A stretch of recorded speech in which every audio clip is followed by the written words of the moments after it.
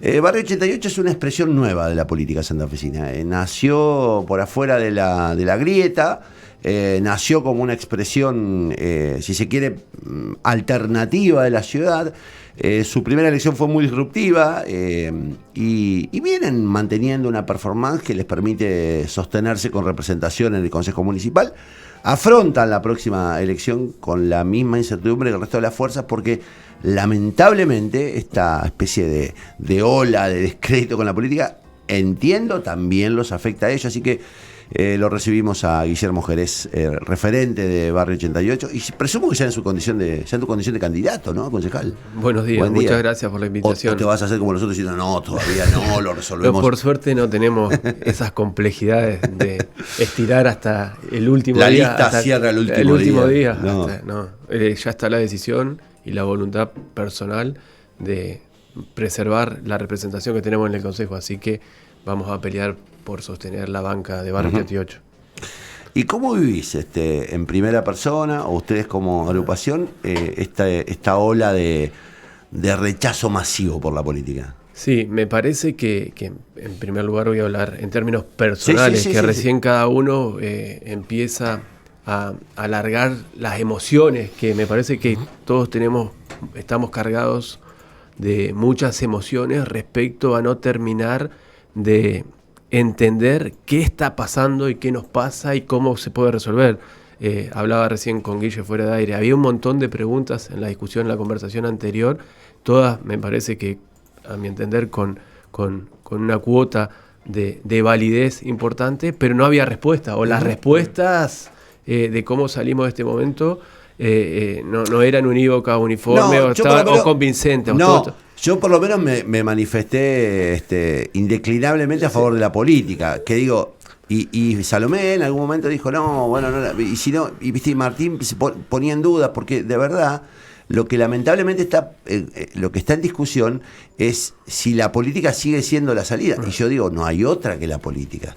Y vos me imagino que también. Bueno, nosotros nos constituimos como un partido político, justamente gente que tenía interés en cambiar, en modificar las cosas o aquello con lo cual estaba disconforme, que no le gustaba, y no encontramos otra vía que no sea la de organizarse políticamente. Nos organizamos políticamente, nos constituimos como partido, es decir, seguimos la vía formal institucional para acreditarnos y conseguir los avales y acreditarnos y constituirnos como partido, para luego competir en elecciones para acceder a un cargo y representar al sector de la población y de la sociedad que creemos que representamos. Eso es lo que nosotros hacemos y reivindicamos la política. Lo que yo creo que está pasando ahora es un momento muy difícil en la sociedad, ¿no? Hay como una sensación de que va a explotar todo, que todo me parece en cada conversación que uno escucha, que va a explotar todo. Y por otro lado, algo que también se tocó, se abordó, es el nivel yo lo llamo de delirio en el que está como la dirigencia política, ¿no? Yo no sé si eso obedece a culturas políticas, obedece a maneras de entender o lidiar con el poder, con la cosa pública, pero esa brecha, esa distancia respecto a las sensaciones de implosión que hay en la sociedad, en los distintos sectores de la sociedad, y por otro, el nivel de discusión en el que está la dirigencia política es como alarmante. Ahí es donde está, a mi modo de ver, como el combo de decir, che, ¿y esto cómo carajo se arregla? Y sí o sí te queda una sensación de que va a haber un reseteo. Ahora, ese reseteo va a llegar, llega con unas elecciones, es el voto bronca canalizado a través de Milei, ese reseteo. Son todas las preguntas que están dando vueltas.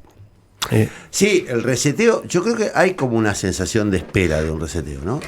Yo no sé si me pasa a mí personalmente, que tengo una pequeña empresa y digo, loco, en algún momento tiene que haber una especie de botón de reset que nos permita recuperar algo de normalidad y algún nivel de planificación, porque si no todo se hace imposible, y asistimos todo el tiempo a un nivel de injusticia y de maltrato y de obstaculización de cualquier proyecto personal o colectivo que en un momento te deteriora la mente, ¿viste? Creo que el problema más grave que recibimos, hoy alguien hablaba de la sociedad rota, el problema es que la sociedad empieza a romperse. La sociedad, es ese acuerdo de convivencia que se empieza a romper porque estamos rotos.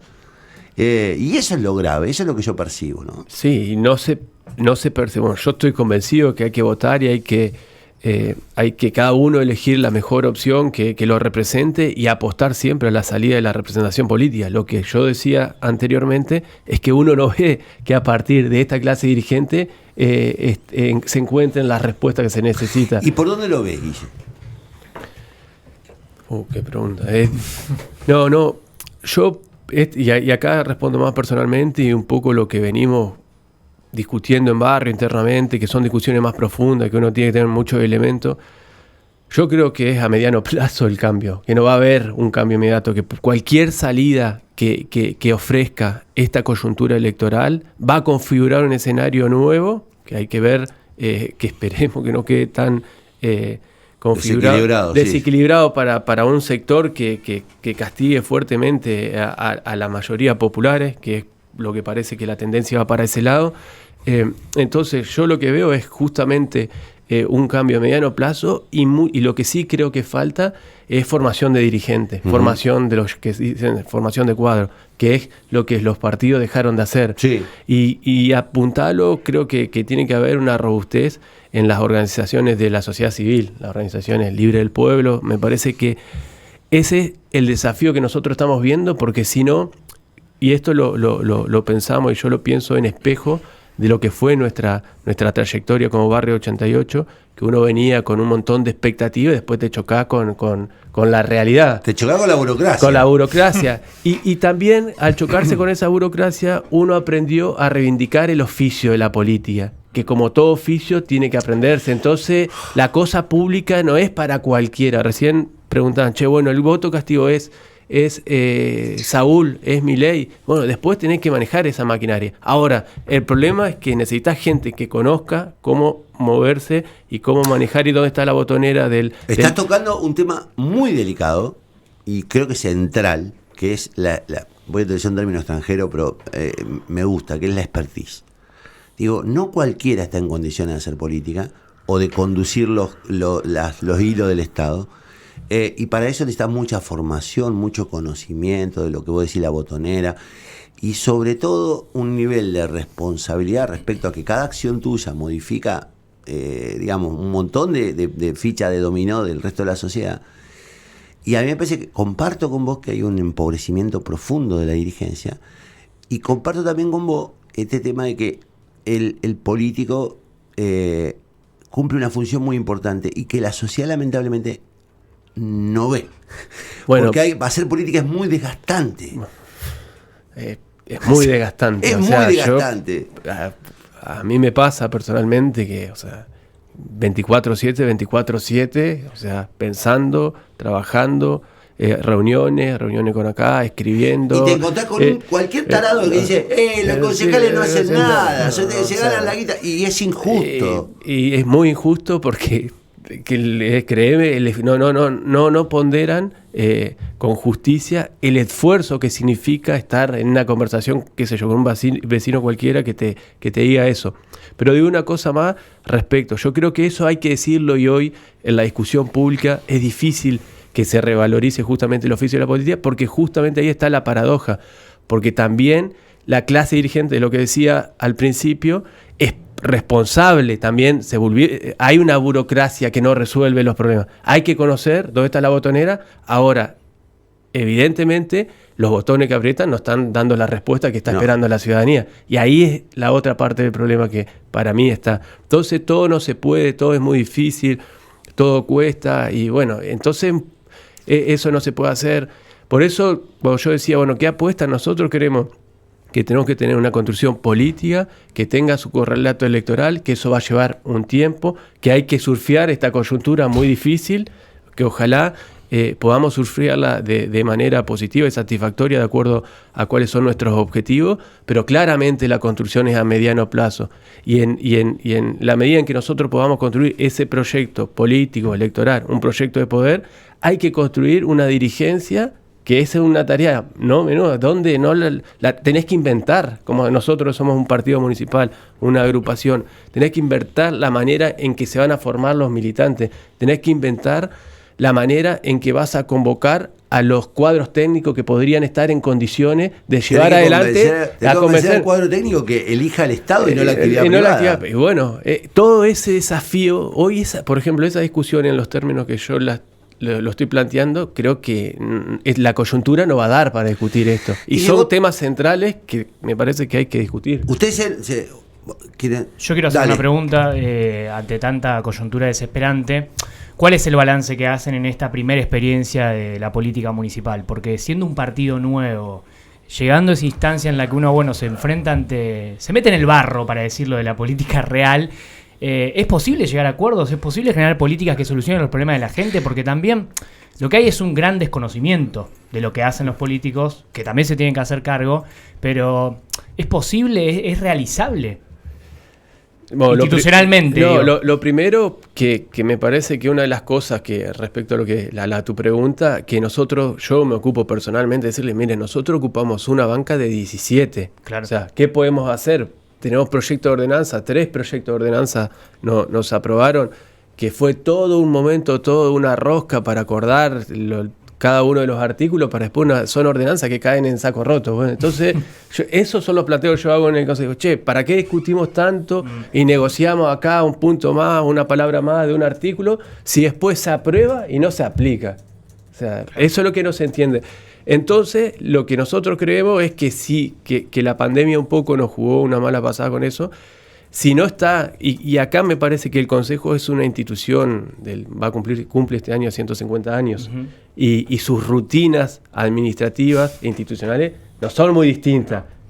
Entonces, es una institución que no sé si tiene un arraigo en la sociedad, en el pueblo. Me parece que eso que también se dice, muchos vecinos te piden cosas que debería hacer un gobernador, a un concejal de un partido minoritario, de una banca de 17. Bueno, pero es muy importante que la gente, yo lo llamo a esto como hacer una suerte de pedagogía de ciudadana, uh-huh. acerca de cuáles son las atribuciones del consejo, de un concejal, y para que tengan mejores herramientas para que las interpelaciones las dirijan adecuadamente, correctamente. Si no, hay siempre como ese desfasaje. Entonces, volviendo un poco a lo que vos preguntás, me parece que uno de los caminos es presionar con participación también de la ciudadanía, participación popular. Uh-huh. Eso no lo hemos hecho por la pandemia, entonces después queda todo ahí entre 4 paredes, cualquier negociación, y ahí donde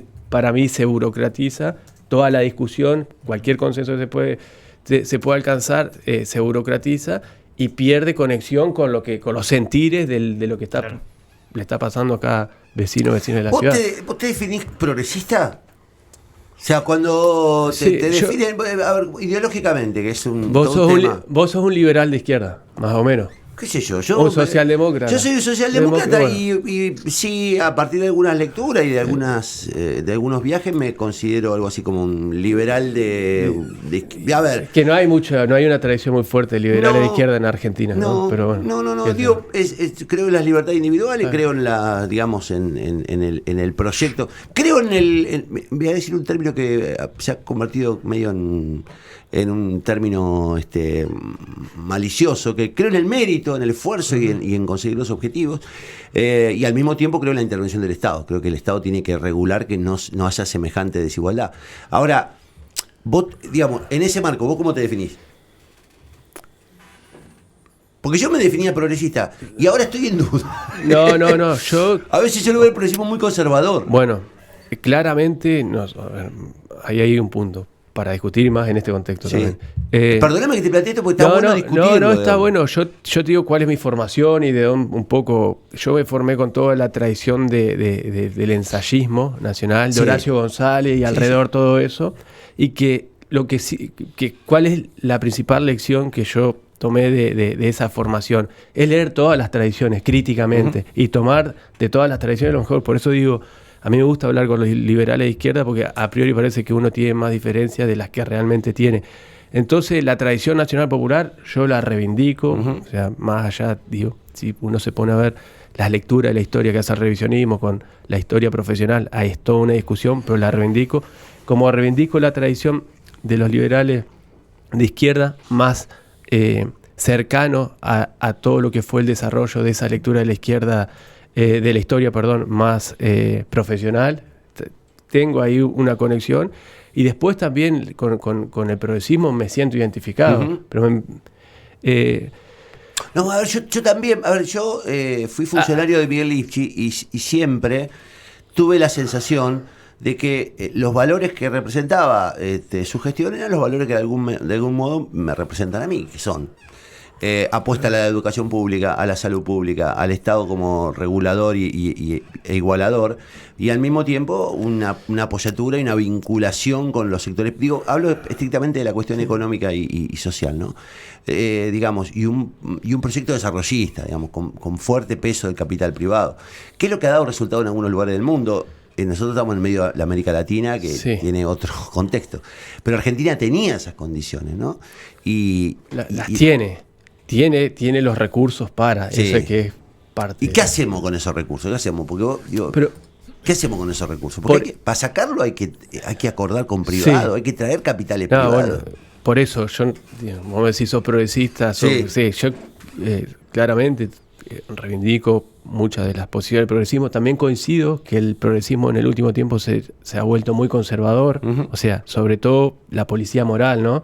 Que es como comparto, o sea, cualquier policía moral por eso yo una vez escuché una definición de Horacio González, le preguntaba en la entrevista que le hizo a Liberty, y él se reivindicaba un libertario democrático con una memoria nacional popular, porque había sido parte de toda la militancia de los 70.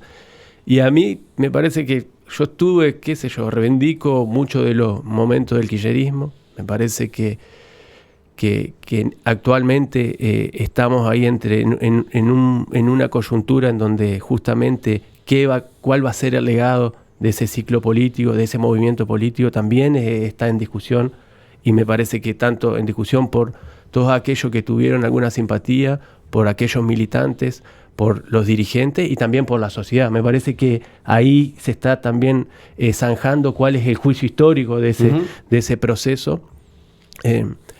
Y entonces, digo, yo reivindico la tradición nacional y popular, reivindico también cosas del progresismo, pero también reivindico cosas del anarquismo, aunque no parezca. Y digo una cosa que la pensaba... Ahora con el anarquismo. No, pero porque hubo una apropiación. Bueno, hubo una apropiación que por eso... yo pensaba que agradezco estar acá, porque una de las cosas que nos pasan ahora es que no nos escuchamos, y no tenemos conversaciones de este tipo. Sí. Para, ¿cómo sería una conversación de café? ¿Dónde estás parado? ¿De dónde estás viendo esto? Yo estoy viendo esto de acá. Y ni siquiera nos damos el tiempo para conversar, y ni siquiera para charlar sobre cuáles son nuestras diferencias o nuestras coincidencias. Ese es uno de los graves problemas que yo veo hoy. O sea, vos me preguntás y vuelvo a lo mismo. Formación, porque me parece que a la salida que hay que elaborarla colectivamente, democráticamente, y tiene que tener sustancia, contenido. Entonces, por eso formación, porque hoy las distintas propuestas que caen como en el molde de la grieta o toman el canal ahora del atajo de Milei, le falta como esta densidad a la discusión. Totalmente. Entonces, yo que creo que esa densidad no se va a generar en estos meses de coyuntura, lamentablemente. No, pero lo que yo digo, y es lo que a donde apuntaba la pregunta, ¿no? Yo tengo la sensación, lo charlamos mucho con Claudio Fernández Macor, que es nuestro columnista económico. Hay una especie de verdad instalada en la memoria y en nuestra cabeza, que es somos un país rico, en la que un grupo muy pequeño tiene mucha riqueza y el resto nos empobrece. Y Claudio dice algo que a mí me parece muy interesante indagar, que es: dejemos de pensar que somos un país rico, porque no somos un país rico. En todo caso, tenemos una potencialidad de país rico, pero no fuimos capaces en los últimos 25 años de poner al país en el siglo XXI, de desarrollar las políticas extractivistas, con algunos riesgos ambientales, pero siempre ponemos y hemos puesto las diferencias por encima de las coincidencias. Loco, hay que hacer un pacto con todos. Es mi opinión, capaz que no lo compartís. Hay que sentar a todos en la mesa y decir, bueno, muchachos, ¿qué vamos a hacer con el litio? ¿Qué vamos a hacer con el gas? ¿Cómo conseguimos que este país de acá a 10 años no dependa exclusivamente de si llueve o no llueve para la cosecha. Porque encima tenemos un discurso tan anticampo, digo, porque el campo, digo, y después estamos rogándole al campo que liquide las cosechas porque no nos entran dólares. Y digo, de verdad estamos todo el tiempo entrampados en discusiones que a mí me resultan menores en la medida en que no admitamos que lo que hay que hacer es generar riqueza. Bueno, no distribuir lo que no hay. Bueno, a mí, por ejemplo, en el sentido de lo que yo planteaba y que se toca un poco con lo que acabas de plantear vos, recientemente Culfas sacó un libro, un peronismo para el siglo XXI. Sí. Y está estableciendo justamente bases para dar un debate. Que me parece, bueno, dice, yo no creo en la vía de la economía popular, dice ahí en el prólogo. Lo estuve leyendo este fin de semana. Y bueno, y por otro lado, dentro de la propia de la coalición de la cual era parte, dicen, che, no, es la economía popular la salida. Bueno, entonces, digo, ahí hay una de las discusiones que yo digo que se tienen que zanjar, que no están zanjadas. ¿Cuál es el camino? Para después, una fuerza, una coalición, se pueda juntar con otro. Che, nosotros creemos que la explotación del litio tiene que ser en estos términos. Por esto, bueno, es como ese camino largo, entonces, como parte de todo de un ruido y de distintas miradas, y que yo creo que es difícil que se alcancen como los consensos. O los consensos van a ser siempre parciales y no van a ser consensos amplios. Me parece que ese es el desafío. Yo no veo otro camino que no sea profundizando las discusiones teóricas, políticas, ideológicas. Y en ese sentido, yo creo que, y esto lo digo autocríticamente, la formación en lo que es economía de los militantes del campo popular es muy... ¿Y sabés qué? La formación, que yo creo que la ventaja que saca, a mí me parece que está loco y de verdad es un peligro muy serio, lo digo con todas las letras, un tipo como Milei, es la capacidad de... Primero detectó, digamos, un par de términos que terminaron instalándose, como el término de la casta, y después habla de cuestiones concretas. Y a mí me parece que la clase política, tan metida en las discusiones, digamos, falsamente ideológicas, porque terminan siendo discusiones banales que deberían darse en otros ámbitos, no todo el tiempo, digo, les está faltando hablar de cuestiones concretas. Vos como concejal debes ser aún más receptivo de eso. La gente empieza a necesitar soluciones concretas que pasan desde que le iluminen la esquina, que tengan patrulleros, que no les aumenten los precios todos los días. Digo, cuestiones concretas. Y a mí me parece que la política, además que la han vaciado de formación, también la han vaciado de formación para comprender que la vinculación con el ciudadano está en lo cotidiano, no en las grandes cosas. Y que las grandes cosas son un asunto que se tiene que pactar y no discutir en la televisión todo el tiempo como si fuéramos hinchas de Boca o de River, ¿viste? Y ahí es donde yo veo la gran carencia, en la falta de capacidad para dar respuestas concretas a asuntos que tienen solución y después no sentarse a discutir las grandes cosas que van a permitir que este país sea un país donde la gente elija después, si elige un tipo de izquierda, de centro izquierda, de derecha, y donde vos puedas discernir con mayor fineza, digamos, la filigrana de la diferencia entre uno y otro. Hoy son todos lo mismo, si no. No sé si tenés esa sensación. Sí. Digo que hay que, o sea, que está esperando que le respondan y no, pero ya lo que decíamos antes también, ya no espera tampoco que lleguen las respuestas. El reseteo ese es porque, yo ya no espero, o sea, hoy, por ejemplo, pero en ese sentido, y que está atravesado por todo lo que venimos discutiendo, el Estado municipal, cualquier interacción que tenga un vecino o vecina de la ciudad de Santa Fe con el Estado municipal es un expediente cuya respuesta durará entre 3 y 6 meses mínimo. Entonces es como vos... Y eso que mejoraron. Y eso que... Entonces vos decís, en muchas áreas, y vos decís, hoy ese Estado es un problema. Sí. Entonces yo lo que creo que hoy la respuesta hay que encontrarla de manera más autogestiva y no pedir. Y bueno, hasta que no veo otra, es muy desesperanzador pareciera y políticamente incorrecto. Sí, o sea, no estoy... No, pero yo además, yo sí rescato algo de la propuesta de ustedes, es que ha nacido desde abajo, ha nacido desde del propio territorio. Y yo tengo otra convicción, que es que las cosas se solucionan descentralizando. Cuando Digo, a mí me parece que si hay una gran deuda en Santa Fe, que en algún momento la dio Rosario, sobre todo en la gestión de Hermes Wiener, fue, loco, descentralicemos, que el Estado esté presente en cada barrio, que haya unidades donde, digamos, esté la policía, la salud pública, que el Estado esté físicamente ahí, a mano, para resolver el trámite, para resolver el corte de la calle, del árbol, el pavimento. Nos falta eso, nos falta, en Santa Fe Ciudad, digo, nos falta... Se avanzó, pero no alcanza. Y digo, en general, nos falta ir hacia la micropolítica. Yo lo comparto eso. Yo creo que ahí se juega gran parte de los problemas. Por ejemplo, nosotros estamos trabajando ahora en Barranquita, en un barrio, en un sector medio jodido, y estamos llevando adelante una propuesta de abordaje de consumos problemáticos. Ahí, en el barrio, sí. Micro, bien micro. Porque nos parece que a partir de esa experiencia podemos pensar algo un poco de otra escala, que pueda escalar. Y ese es otro de los temas también. O sea, por ejemplo, que vemos los barrios,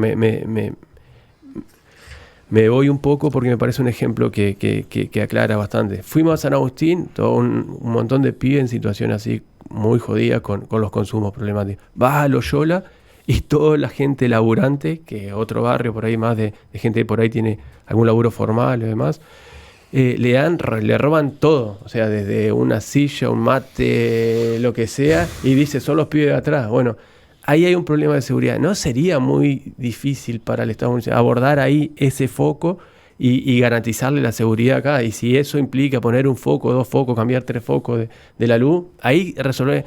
Eso es lo que uno no entiende, cómo esas respuestas que no son complejas, siempre las respuestas que uno encuentra cuando hace los pedidos ante, o ya sea en el Consejo o ante el Ejecutivo Municipal en este caso, para dar un ejemplo de la micropolítica, se complejizan, tienes por H, por B, pasa esto, pasa eso. Sí. No.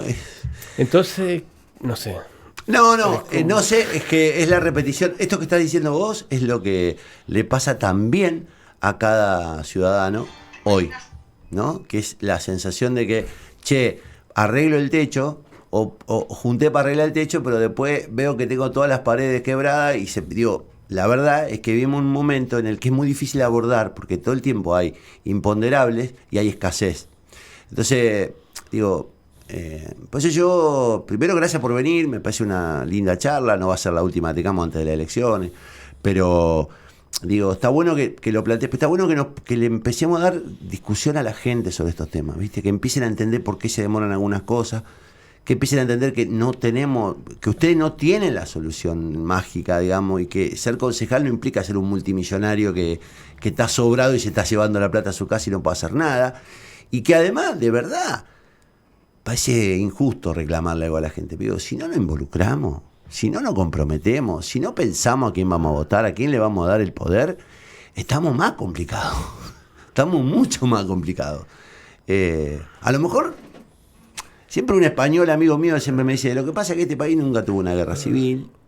Me dice, no comparen la dictadura con lo que fueron los 7 millones o 5 millones de españoles muertos. A lo mejor Argentina, está buscando su gran tragedia para renacer. Pero yo siempre digo, no nos hace falta una tragedia para que entendamos que tenemos que renacer. ¿Por qué vamos a hacer la tragedia cuando podemos evitarla? Que llegue la sangre al río, ¿no? Claro. ¿No? Es un tema... parece que estuviéramos a punto de... Yo cuando veo que la gente quiere votar a Milei, digo, la sociedad está yendo hacia el fuego para quemarse y después los que sobrevivan, ver cómo recuperan esto por el único lugar posible, que es la política, ¿no? Y nada, creo que necesitamos nuevas generaciones, nuevos dirigentes.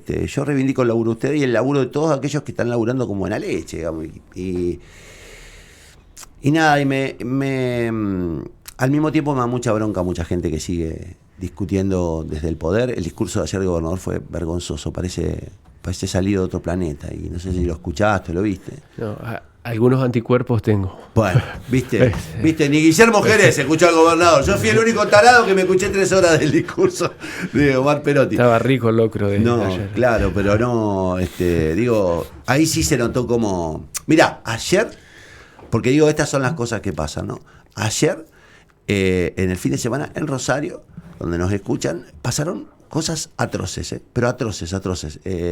Mirá, acá un chico Lagos hizo un resumen de lo que pasaron. Hernán Funes. Amenazaron un jardín de infantes de niños. Hubo un robo que vaciaron la escuela Gurruchaga. Hubo escruche en oficinas de varias empresas. O sea, extorsionan para poder seguir laburando. Hicieron un boquete y se llevaron 3 millones de pesos de un local en Paraguay al 2.600. Y robaron en un galón de un barrio industrial y el dueño dijo, nos arruinaron, yo tengo que cerrar. Todo eso pasó en 72 horas. Y Marcos Corach, que es el ministro de Cosas de Omar Perotti, hizo una entrevista hoy por la radio más popular, Radio 2 de Rosario, y no habló de esto. Entonces habló de la reelección, si había que tener reelección o no, si él iba a ser candidato a diputado o no, si Perotti... Digo, ahí yo dije, loco, ¿en qué están? ¿En qué están? En vez de... Y es muy trágico eso. Es muy trágico, ¿no? Sí. Es muy, muy trágico y me quedo con una de las preguntas que hacía Martínez. Bueno, ¿cómo se revierte? Lo cierto que es para complejizar para la próxima vez que es también, bueno, qué candidatos son conocidos para que se elijan siempre los mismos, ¿no? Eso es como, me parece, otro de los puntos ahí. Bueno, falta formación. Y si tenés una camada de dirigentes formados que quiera transformar, después, bueno, hay que llegar y hay que competir electoralmente. Se necesita plata para eso. Para comunicar también, para romper los silencios también. Guille, un placer, la seguimos en la campaña, supongo que en las PASO vendrás, y ustedes van solos. En principio vamos solos, sí. ¿Solos? Sí. No. Quizás hagamos alguna interna, que nos parece importante ese mecanismo. ¿Y de estar interna? en el esquema de Delfrade? No. ¿El palo todavía no? No. ¿Están negociando eso o no? No, algunas conversaciones, pero hasta el momento no. La decisión es ir con el sello de Barrio 88, que creemos que tiene un recorrido y una legitimidad que en esta elección hay que poner la prueba, que no está lejos de estar acabada. ¿Y la interna cuál sería? Mujeres contra varones, digamos. No, pero está bueno que le da volumen a la PASO, hay que usarla la herramienta. Guille, gracias por venir. Muchas gracias por el espacio, por la conversación. Guillermo Jerez es concejal de Barrio 88. Teníamos ganas de tener una charla un poco más profunda y nada, y es una de las ofertas electorales que va a tener la ciudad de Santa Fe, en la categoría de concejales sobre todo, que es donde están defendiendo el proyecto en el Consejo Municipal.